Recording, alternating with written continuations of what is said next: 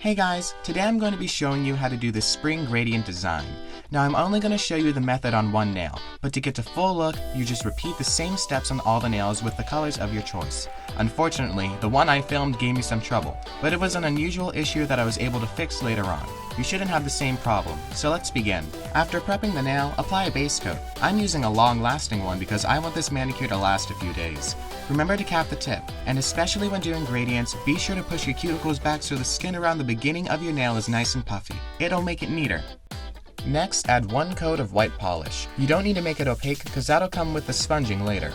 Now I'm actually trying out the Zoya Z-Wide brush with this polish. All in all, it does as it's described by picking up more polish, so it was difficult at first to figure out how much I should wipe off. It definitely works as described, so I'd recommend using it on a polish you have difficulty applying evenly, like a thicker, eager to dry solution. Now apply some liquid latex on the skin around the nail. The one I'm using requires 2 coats, but I got 2 bottles for about $12, so I think it's worth it. Be sure to apply it in more area than you think you need. Better to be safe than messy.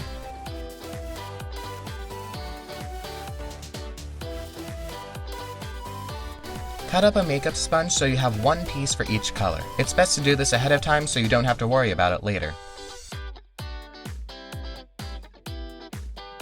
Now apply 2 coats of polish on the sponge in the pattern you want on your nail. I found it's best to do 2 coats the first time and then 1 coat whenever you're reapplying on the sponge. Now try to blend the colors on the sponge itself. I found it's best to apply the lighter color first because otherwise the darker color will get on the brush.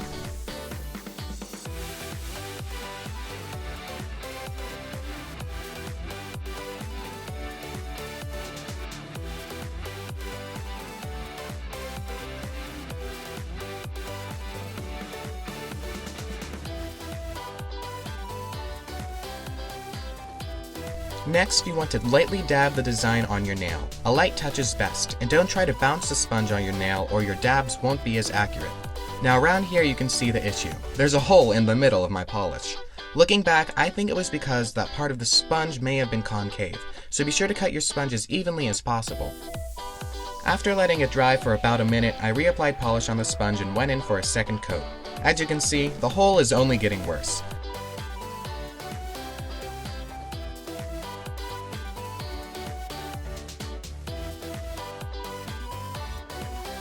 I tried to apply some polish directly on the spot and sponge it in, but the sponge just soaked it up. I did one more coat before giving up.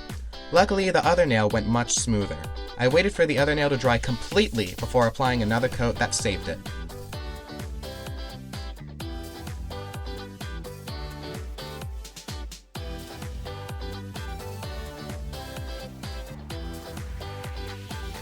I couldn't wait for it to completely dry at the time because, once the design is to your liking, you need to peel off the liquid latex ASAP.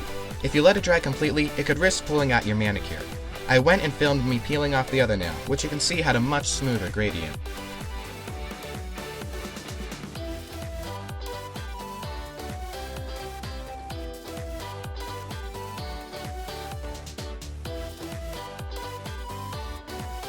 Lastly, apply a glossy top coat and cap the tip.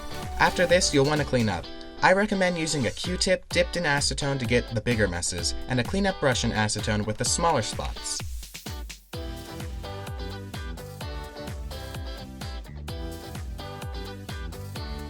The next day, I actually ended up putting on a scattered hollow top coat to give it some extra sparkle.